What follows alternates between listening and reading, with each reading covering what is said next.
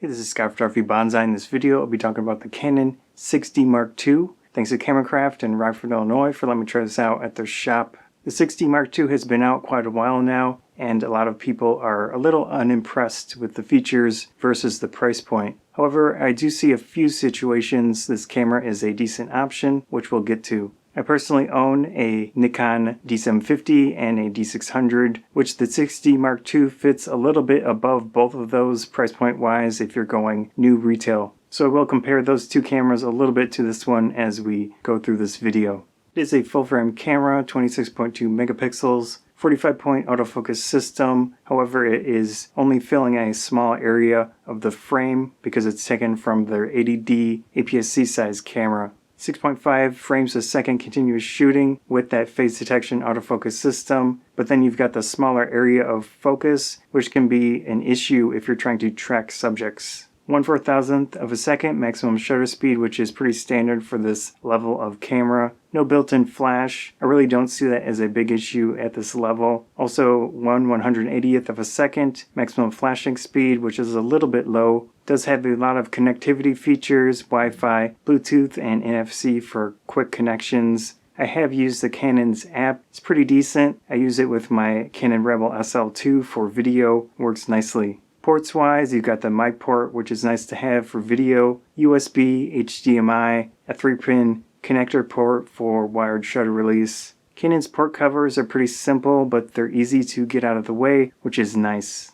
The camera only has one SD card slot, which is pretty negative for professional situations or when you just want some type of backup. The mode dial has a lock on it, which is nice to have, so you don't accidentally bump it and change the settings when you're carrying it. Hands-on wise, it feels pretty decent. It's probably one of the smaller full-frame cameras out there in a full DSLR size camera. If you're familiar with Canon DSLRs, pretty standard layout, lots of nice tactile controls, really don't have any complaints with the feel of the camera. However, it does not have any type of autofocus selection point joystick, which would have been nice to have.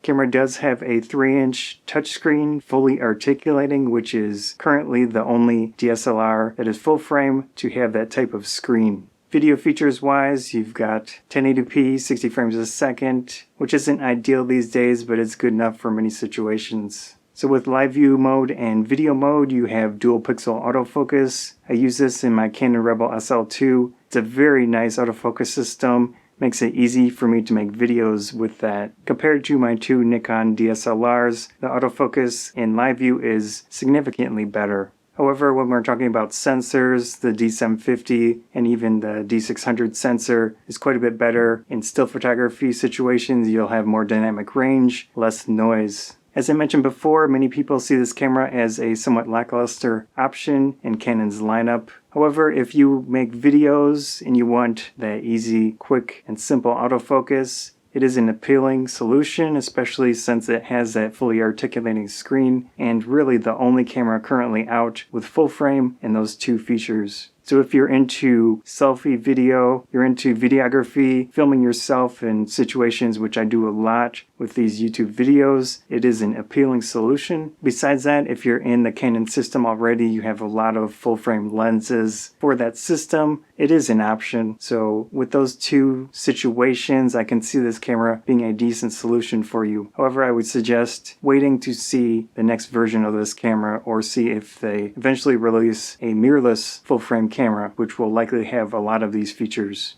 Like I said, if you are trying to do some videography and you want a simple solution with that autofocus system, it is a good option. But you can also go down to the 80D or the Canon Rebel SL2 like I did for video with that nice dual pixel autofocus and the fully articulating screen. However, if you do want the internal GPS for your still photography, this is a decent option as well because it has that built-in feature.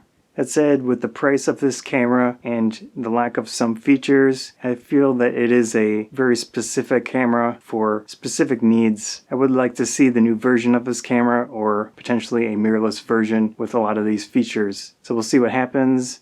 I personally would not buy this camera unless I was specifically needing it for the full frame video features. So that was a Canon 6D Mark II. Again, thanks to Cameracraft in Rockford, Illinois for letting me try this out at their shop. Hope you enjoyed this video. If you did, please consider subscribing. That helps me out a lot. The likes, shares help out a lot as well. Thanks again.